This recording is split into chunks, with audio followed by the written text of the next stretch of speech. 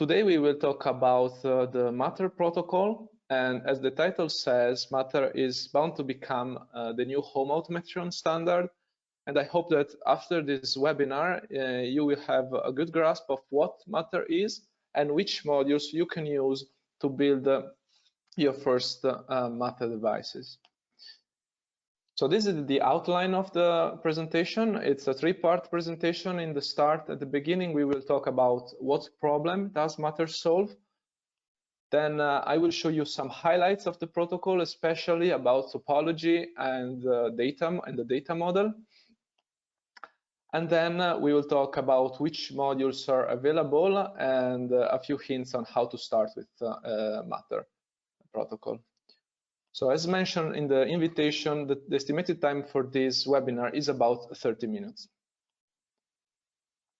Before moving on, I will spend a few words about Ineltek. Ineltek is an independent distributor founded in 1987 in Germany. It has over 170 employees worldwide, and it has a strong focus on technical support and a good experience in IoT. Through his partnership with Espressif, as we will see in the next slides. Okay, so let's start talking about what problem Matter wants to solve. So the IoT market has experienced a very fast growth in the last year, and we have seen many new connected appliances appearing in the market, also thanks to the cost reduction of Wi-Fi modules. But the connection, usually Wi-Fi, is not enough to have a good home automation experience, because you also need to be able to configure and manage devices. You also need a way for these devices to talk to one another. That's the reason why many providers appears, but in the last year, I would say that there are three major players, the one that you see on screen. They are Amazon Alexa on the top left, Google Home, and Apple HomeKit. But there are also many other providers right now. So here, what's the problem? The problem is that if you have a Google Home device and you try to control it through Amazon's voice assistant, it won't work. Actually, no one of this ecosystem is compatible with another. The reason why is that they have completely different designs and objectives. So the problem in the current IoT situation is that there's a lack of interoperability between all the ecosystems.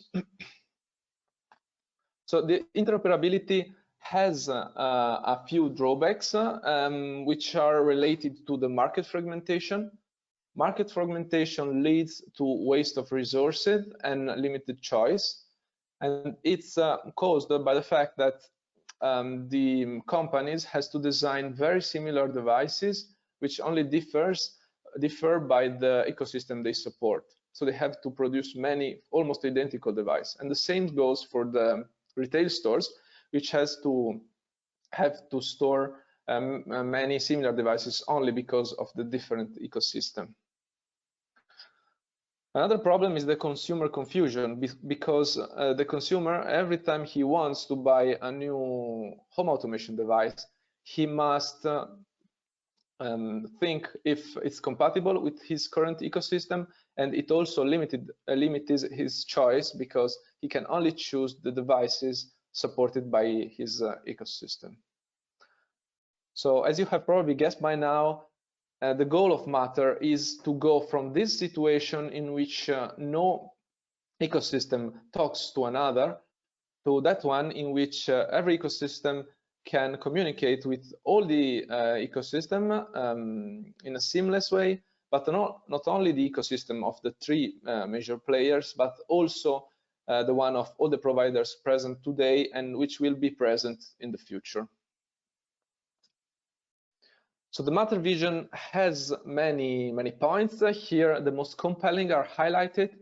The goal of Matter is to become an industry standard, and to do so, it must be reliable, easy to use, and secure. In Matter, security is by design, so it's thought from the beginning. It's based on PKI, as we will see in the next slide. So public key infrastructure and the certificates. It's IP based, and it also means that it's agnostic about the lower layer of the protocol. So in the future, other network layers can be added to the protocol. And last but not least, it's open source. So security vulnerabilities can be discovered soon, and the code is owned by the community. Before moving on, talking about the protocol itself, let's take a look to the Matter promoter. So who's behind Matter? A promoter is the highest contribution level in the Matter association. We can easily spot on the top left the three major players, Amazon, Apple, and Google, but there are also silicon manufacturers like Infineon, NXP, Silicon Labs, and ST, Texas Instruments too. And there are also home device manufacturer like IKEA, Legrand, SmartThings, which is Samsung, and so on. So the biggest companies are working together to produce this standard for the home automation. That's why there are high hopes that this will actually become the new automation standard. And by the way, what I called the Matter Association, it's actually called the Connectivity Standard Alliance, which was formerly the Zigbee Alliance. That's why Matter has a strong focus on compatibility, and also that because the reason why his data model is strongly based on Zigbee data model, as we will see in the next slides. Okay, now let's talk about the protocol highlights. What you see here is the Matter protocol stack. Matter is an application layer stack, and it's IP based. It means that it is agnostic with respect to the lower layers. You see here I highlighted Wi-Fi, Thread, and BLE. These are the technologies supported by now. Wi-Fi and Thread are IP based. Bluetooth Low Energy is not, but it's there because it's used for the provisioning and the commissioning. But in the future, any other network layer which supports IP can be added to the Matter protocol. Okay, so let's jump in and start looking at the Matter topology. Here you have a home router and the node, and the node must be configured to be connected to the Matter network. So to do so, you need what in Matter topology is called a configurator. Here you see a smartphone, but the configurator can be also a smart home controller, a voice assistant, or something similar. The configurator connects through BLE to the node and gives to it the configuration and the certificate called the NOC, about which we will talk later. At this point, the node can connect to the router through Wi-Fi, and the configurator is not needed anymore. Matter does not need any app once configured, and does not need the cloud, so it would work also without internet connection. At this point, our light bulb, our node, will discover all the other Wi-Fi connected nodes, but also all the Thread connected nodes. So Thread works with IP, but as a different network layer. So all the IP packets coming from and going to Thread nodes must be relayed by a device which has both Thread and Wi-Fi connectivity. This node is called, in Matter terminology, the Thread border router. Here you see it as a separate node, but in the future it will be probably a complex device, a more complex device like a thermostat, which can have both Thread and Wi-Fi connection, or a smart plug, or something similar. So here we have our Matter network, and as said, Matter strives to become the new home automation standard. So to do so, it needs to be inclusive with other technologies. So let's assume that there's a user. This user has bought all these Matter nodes, but in his smart homes, he also has a few nodes connected through another technology, like Zigbee, BLE Mesh, Z-Wave. he had configured all these nodes through a proprietary app, which knows nothing about Matter because it came before. And now he has the problem to control these nodes through his Matter network and vice versa. So how can he do this? He can do this by using a so-called Matter bridge. A Matter bridge is a Matter node which connects to the Matter network, but it also connects to the other technology network and discovers all the nodes present in the network. At this point, the Matter bridge shows these nodes as part of itself, as virtual devices of itself. What you see here, EP, stands for endpoint. It's part of the Matter data model, and we will talk about it later. The important thing here is to understand that the Matter bridge discovers all the nodes in the other technology network and shows them as part of itself. Now let's discuss the last point about Matter topology, the multi-admin feature.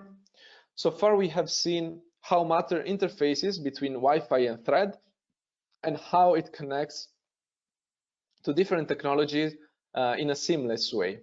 Now we will see how Matter deals with multiple ecosystems and multiple users. So let's take into consideration a house, and this house live many people. Each one of them may have his own favorite ecosystem, meaning his own favorite apps, his own favorite brands. And he also has a few devices he wants maybe to share with some family member, or he wants to keep for himself. So how can he manage this? Now, in the slide, you will see on the left a blue ecosystem, and on the right, the red ecosystem, and in the center, a new node, which has to be controlled by both ecosystems. To do so, the first ecosystem connects to the node through a configurator and gives to the node an ID, so an identification name, and a certificate signed by the ecosystem, which verifies the node identity, and which the node uses to verify all the messages coming from this ecosystem. At this point, the node is part of the first ecosystem, which in Matter terminology is called Fabric. Now, Fabric 1 is the owners, the administrator of the node. And Fabric 1 can open a second configuration window, during which the second ecosystem connects to it, gives to it a new identity name, which can be different from the first one, and a new certificate signed by the second ecosystem. At this point, the node is also part of a Fabric number 2. This means that this node can be controlled by both ecosystems. Here, the important thing to notice is that Matter uses PKI, public key infrastructure. So each node has its own node operational certificate, NOC, signed by a certificate authority different for each fabric. So this connection can let multiple users to control the same device in a secure way. Okay, now let's move on to the Matter data model. As said, the Matter Association, the CSA, is the former Zigbee Alliance, and the Matter data model is strongly based on the Zigbee cluster library. So here we have our node, the light bulb. A node in Matter terminology is a physical device, in this case, the light bulb itself. And each node can have a few endpoints. The endpoint 0 is reserved and is used to store the information about the whole physical device, like software release, hardware release, manufacturer name, and so on. The other endpoints from 1 on represent virtual devices in the node. In this case, it's a simple light bulb, so it has only one virtual device, and each endpoint can have multiple clusters. So a cluster is a collection of attributes and commands, so it's very similar to an object in programming. Here the lamp has two clusters. The first one is the on-off cluster, which is used in every object that can be switched on and off. The attribute in this case is a Boolean on off, which indicates the state of the object. And there are a few commands to switch the lamp on, off, and to toggle, meaning to go from on to off and vice versa. A light bulb can also have a level control, controlling the brightness level of the lamp. So in this case, the attribute is the current level, brightness level, and the command is the move to level, so changing the level of the lamp. Now let's take a look at a more complex example, luminaire. In this case, the node is the whole luminaire because it's a physical device. And this luminaire can have many light bulbs inside of it. And so in this case, each endpoint can be one single light bulb inside the node so that you can control each light bulb separately. But for instance, you can have as a node a thermostat in which you have an endpoint for the temperature control, one for the temperature sensor, one for controlling some icons on the screen, and so on. So this is a very flexible way to control devices, and it's strongly based on the Zigbee cluster library. Okay, now we can see which modules can we use to build our first Matter devices. So in the next slides, we will see a few modules by Espressif. Espressif is a company with its headquarters in Shanghai. It has the biggest market share in the Wi-Fi modules, and it is the main drive of the cost reduction in Wi-Fi modules in general. Its main focus is our SoCs, so system on chip and modules for IoT and artificial intelligence IoT. Ineltek has a years-long distribution relationship with Espressif, almost since the beginning, and that's the reason why it's a leader Espressif distributor in Europe. It has a very strong technical support focus, as I mentioned, from the selection of the technology and the modules through all the design process up to the certification phase. And another important thing in this difficult moment is that Ineltek has a great stock availability for Espressif modules, and so we can supply you very fast if you start a new project. So the Espressif SoCs right now are in two categories. One is the Wi-Fi Bluetooth combo, and the other one is the 802.15.4/Bluetooth modules. So in the first category, we have the ESP32-H3 and the C3. The first one is a dual core, and it's thought for complex application in which artificial intelligence on the node, on the edge, is needed, while the second one is a single core RISC-V chip, and it's thought for low budget applications, so when you have low cost applications. In the 802.15.4/Bluetooth family, we have the ESP32H2, which is a single core RISC-V module. It has already been certified for Thread and Zigbee compatibility, so it's ready for both technologies. But we don't suggest you to use the SoC directly, but instead to use the certified modules. The reason is that to use an SoC, you have to add components around the chip, you have to do RF design, and especially you have to do the whole certification phase, which is very costly for a radio device. At the moment, there are two main modules. On the left, you see the room, which has many memory options. It has integrated antenna or antenna connector, and is certified.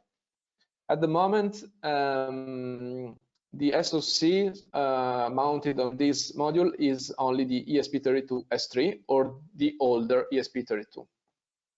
There is also a smaller module called Mini. It has only a single 4 MB memory option, And on this module, you can find the S3, the C3, and you will find also the H2, whose mass production is forecasted for the Q1 to 2023. So these are the two modules we suggest you to use for your first designs. So let's take again a look to our matter topology. Which modules can we use in this application? So for the simple device, like the light bulb, you can use the ESP32-C3. Here you see the SoC, but actually we mean the module. For more complex Wi-Fi connected application, the S3 is the best choice. You see here, for example, a water pump.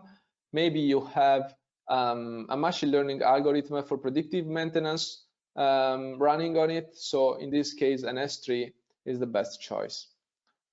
For the thread connected devices, you can use the ESP32-H2. Thread connected devices usually are battery operated and very simple devices, so the H2 is usually more than enough. So now what is missing are the bridge nodes. So for instance, the thread border router or the bridges between Matter and other technologies. We can do this with Espressif. Let's start with the Matter border router. In this case, you can use, for instance, a C3 for the Wi-Fi side and H2 for the thread side and communicate between them through SPI or UART. Instead of the C3, you can use also an S3 in this case, if the application is complex, or you can even use an older ESP32, which has Wi-Fi.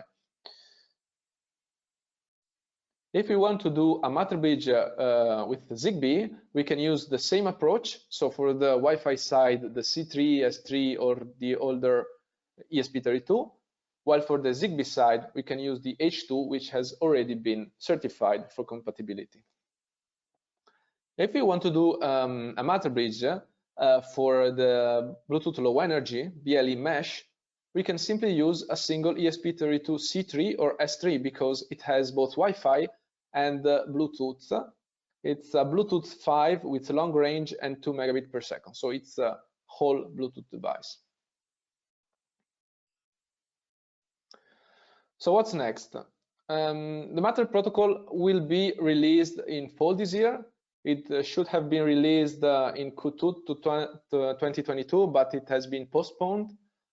Anyway, the C3 and S3 are already in mass production and we have stock of both these parts. So if you want to start a Wi-Fi Matter node, you can do it right now. Samples for the ESP32-H2, so the modules with thread support, will be available in Q3 to 2022.